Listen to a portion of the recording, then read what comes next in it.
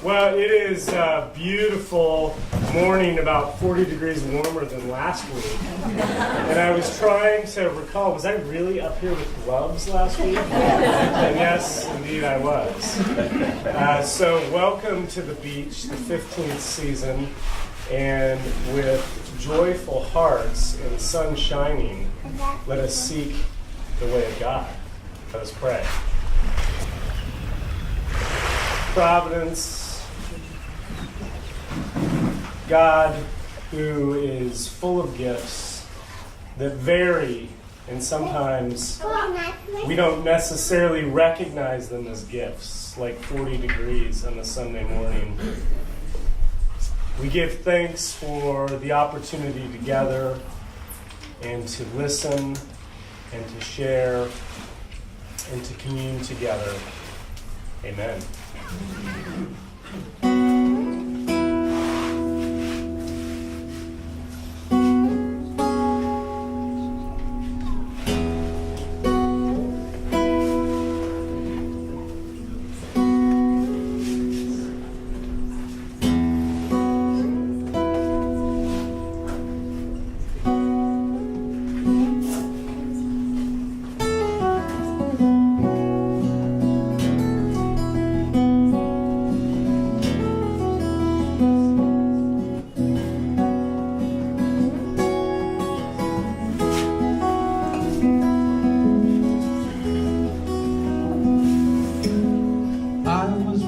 With sand in my shoes, wind on my face, sunrise and moontides, this is my place.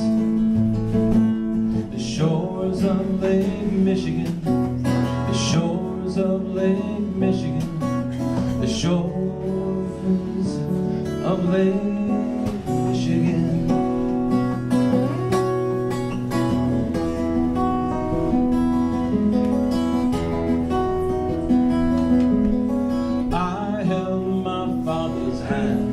We ran through the waves. The seagulls cry as we fly by summer's golden days. Driftwood fires on windy nights, arms around me to hold me tight. I could stay there the rest of my life. The shores of Lake Michigan, the shores of Lake Michigan, the shores of Lake Michigan.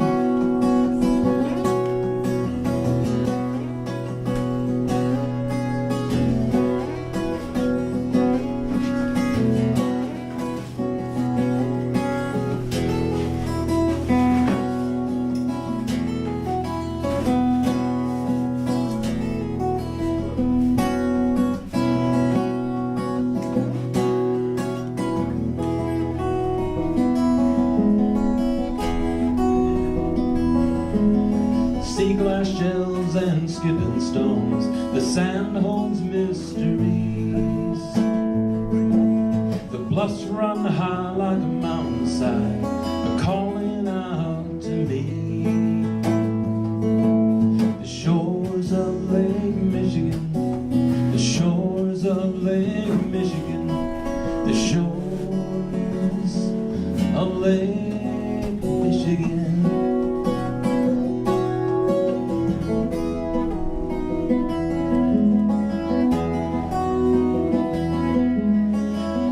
Watch my children play on beaches I once roamed. I travel far and now return. This is my home. Driftwood fires on windy nights, my arms around them to hold them tight. I could stay there the rest of my life.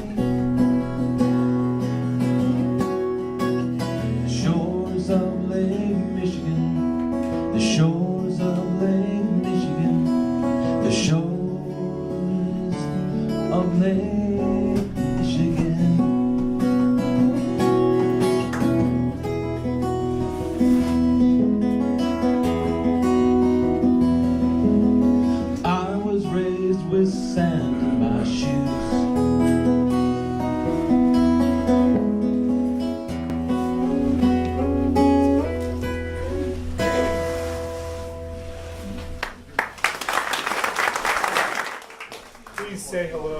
seated near you.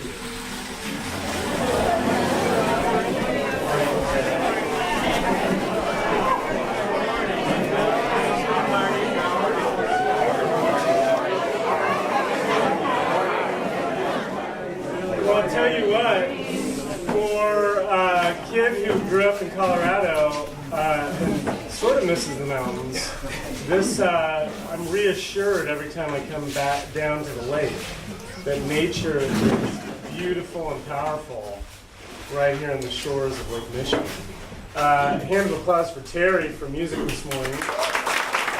We had the greatest cookie walk and coldest cookie walk on earth last week, and amazingly, I set some pretty high goals to help give scholarships for some of the kids, and amazingly, we pretty much met those goals based on the generosity of those who baked and those who generously gave for cookies that they didn't even know how they tasted. And then next week, finally, Tom will be back preaching, and Christina Trulio will be playing her beautiful music.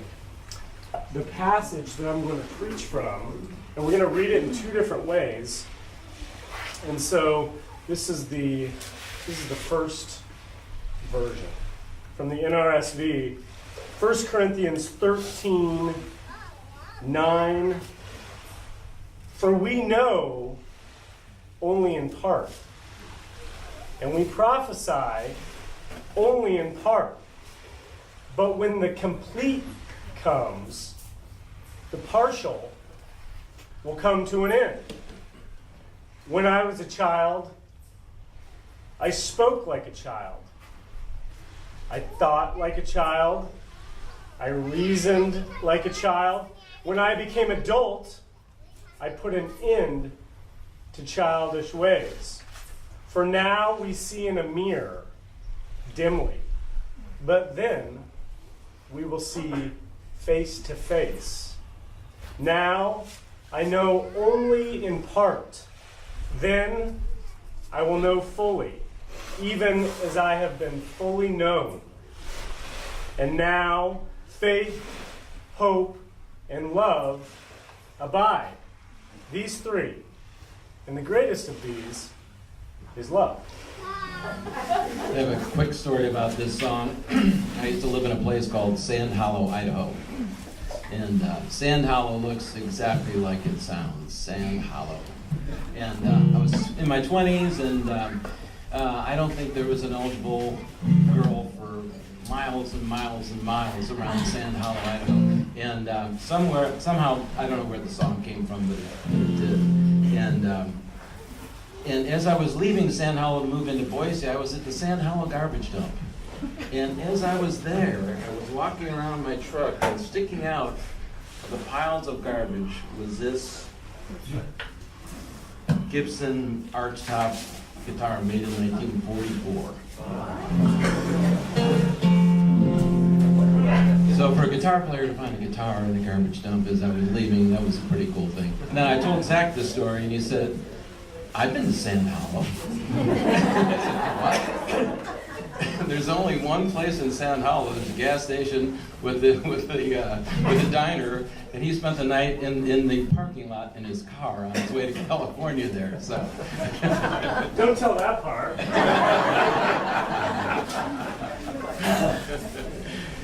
So this is called Sometimes the Daughter, Sometimes the Son.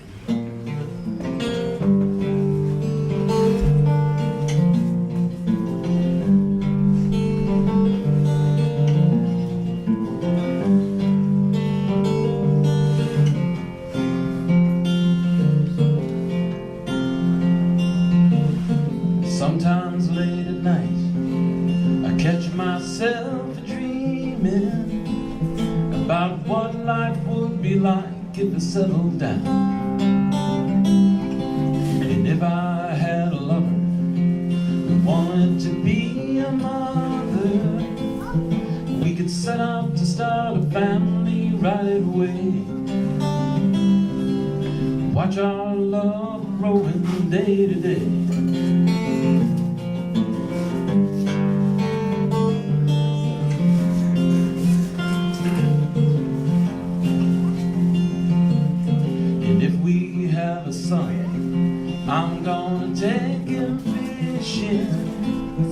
We can hike back in the woods to a quiet stream and lie back in the shade and while away the day that way. Watching the clouds glide on the breeze, drifting like our bobbers in the stream.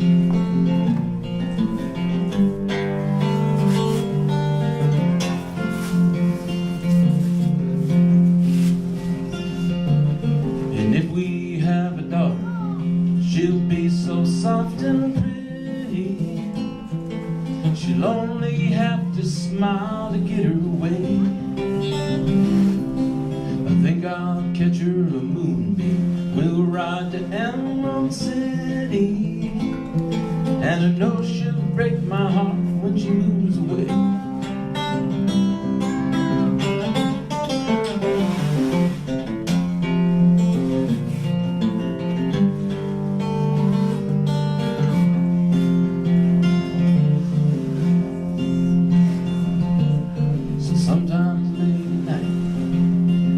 Myself dreaming about what life would be like if I settled down.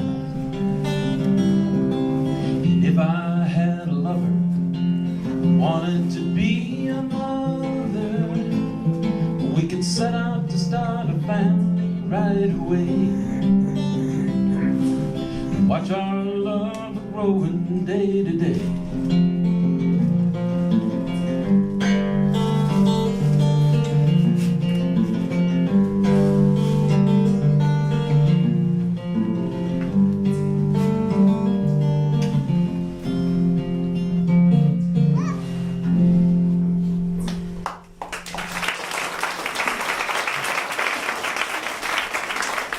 Okay, scripture once again from a different translation. This is the Message, a little more contemporary, Eugene Peterson. We know only a portion of the truth, and what we say about God is always incomplete. But when the complete arrives, our incompletes will be complete. When I was an infant at my mother's breast, I gurgled and cooed like any infant. When I grew up, I left those infant ways. We don't perceive things clearly.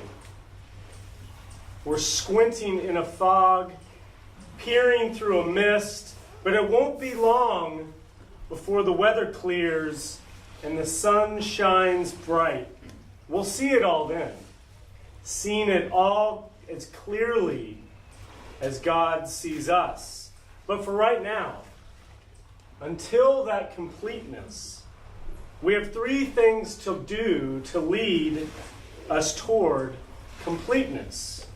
Trust in God, hope unswervingly, love extravagantly.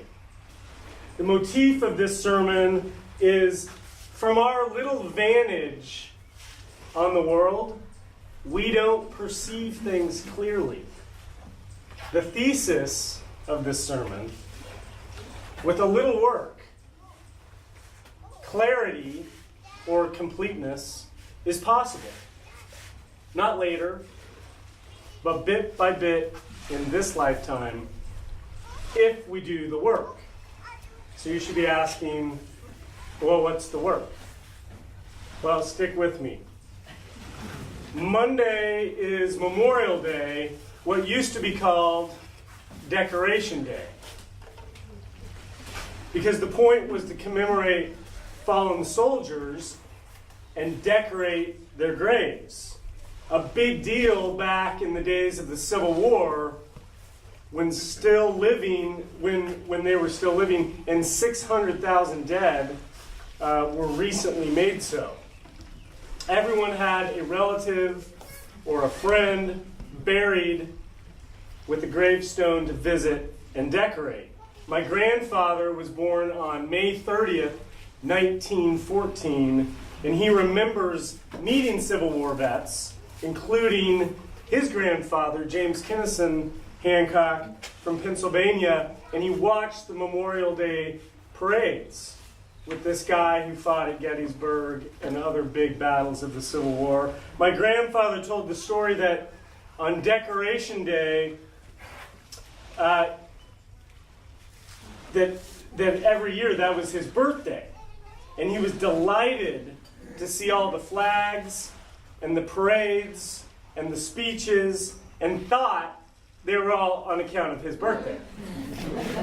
From our little vantage on the world, we don't perceive things clearly. As I was sharing this story with Lydia in preparation for this sermon, she said, well, not every May 30th is Memorial Day. For instance, this year it's May 28th. And I kind of scratched my head a little bit.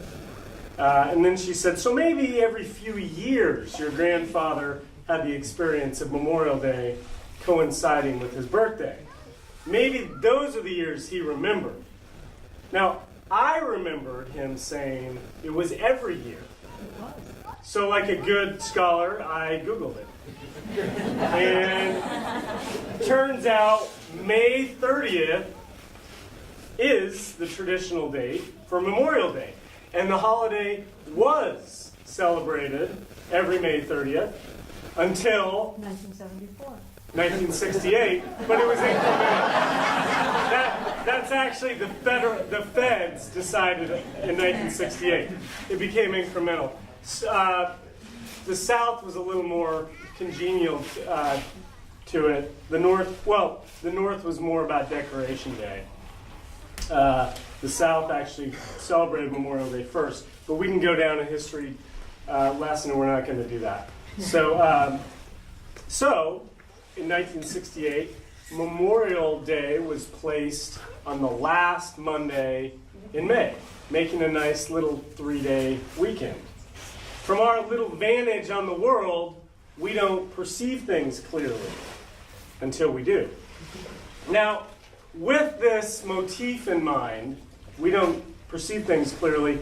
I'm reminded somehow of an occasion a few years ago. Our friend Paul Kim and his wife took Lydia and me to their favorite Japanese Korean restaurant in Denver, Soul Food. Before we'd even arrived at the restaurant, I was already conflicted over, do I order Korean and sort of pay my respects to Paul for taking us there, or do I order sushi, which I have a special weakness for? When the server came to take our orders, I took the coveted last spot. Have you ever done that? Say, I've got last spot to order. To buy a few more moments of deliberation. And suddenly, as always, before you know it, it's your turn. Still not ready? So, still undecided, I hastily ordered a Korean dish. The server jotted down my order and said, super solid. Yes, I said. You approve of my order choice. Everyone at the table, including the server, looked at me like I was absolutely nuts. What? I said. She approves of my order. Lydia leaned over and said, Zach, do you want soup or salad? Enunciating every syllable as if she was talking to a very old man, hard of hearing.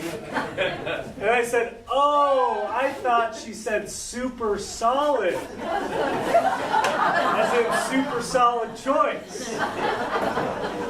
We don't perceive things clearly. I turned to the server and said, was my order super solid?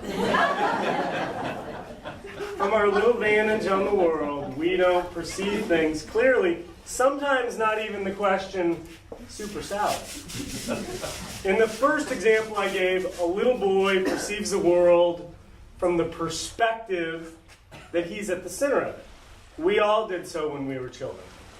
In the second example, I wanted to hear something other than what was actually being said, other than reality.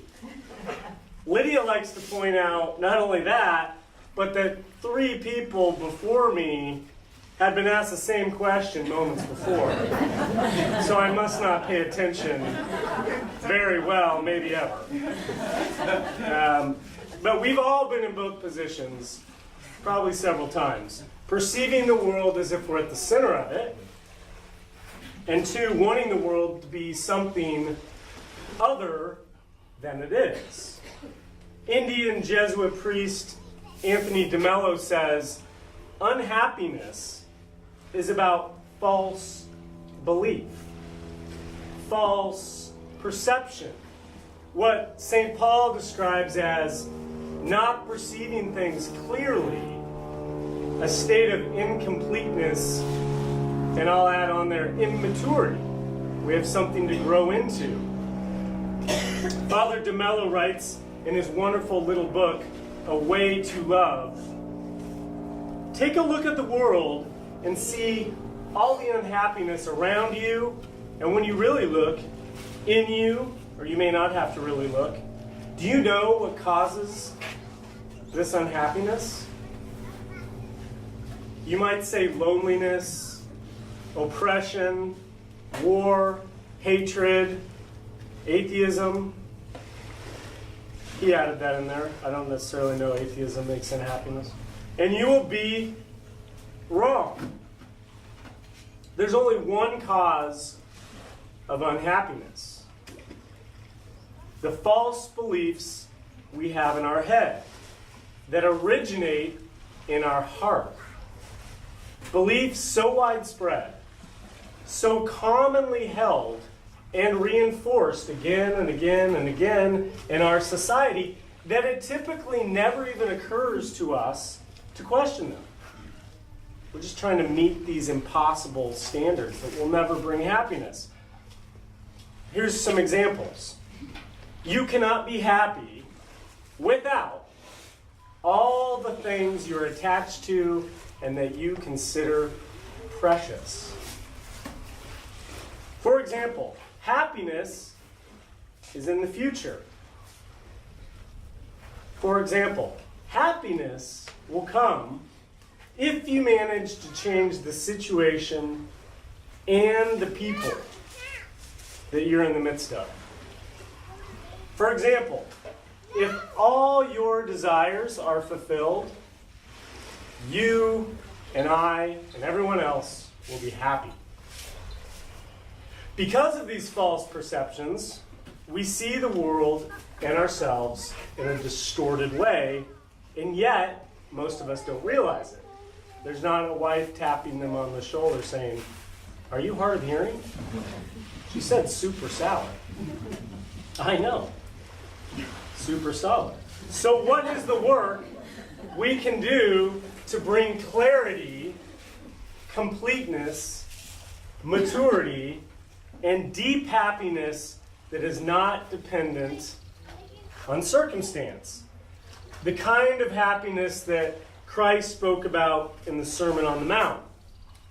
Happy are, blessed can be translated happy are. What is the work? Surrender.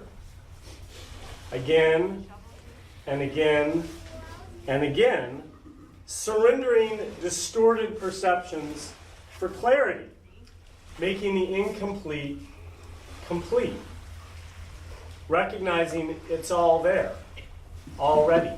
It's an incremental work. Father DeMello says, surrender and let the Spirit work. Become attuned to your deeper self and let the force of life take over. Easier said than done. Let the Spirit take over. This is what it is to be complete.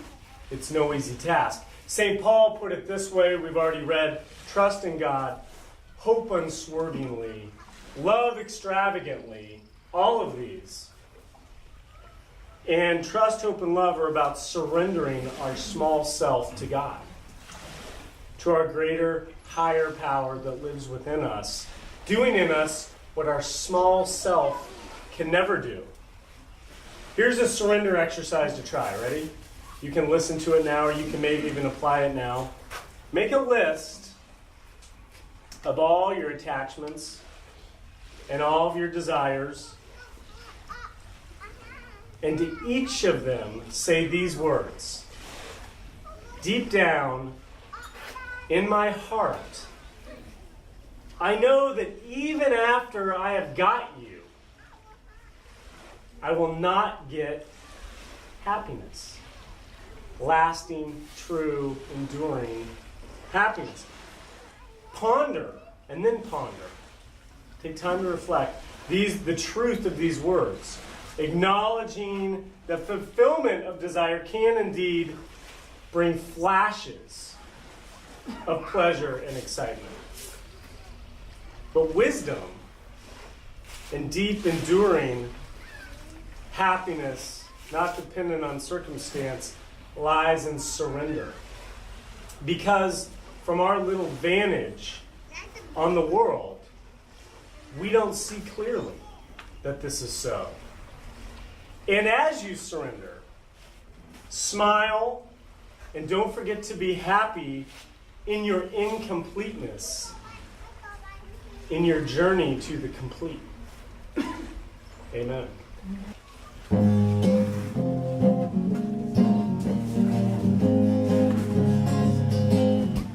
If your problems won't go away and you worry night and day, hand it over. Get on your knees and pray. If you're sick, feeling low, got no money, got nowhere to go, hand it over. Get on your knees and pray. Ain't no mountain can't climb, ain't no answer can't find. All you need is a hand to hold. Heal your body and feed your soul. The road is long, can't find a way. But let the Spirit light your way. Hand it over. Get on your knees and pray.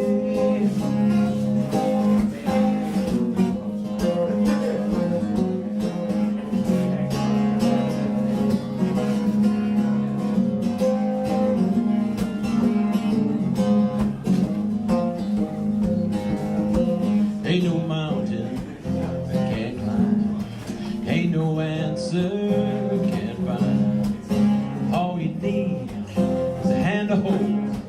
Heal your body, feed your soul. The road is long, can't find your way. So let the Spirit light your way. Hand it over. Get on your knees and pray. Hand it over. Get on your knees and pray.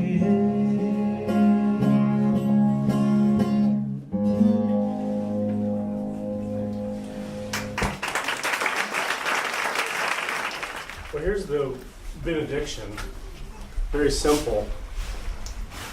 In our journey from the incomplete to the complete, that is not in the hereafter if we don't want it to be.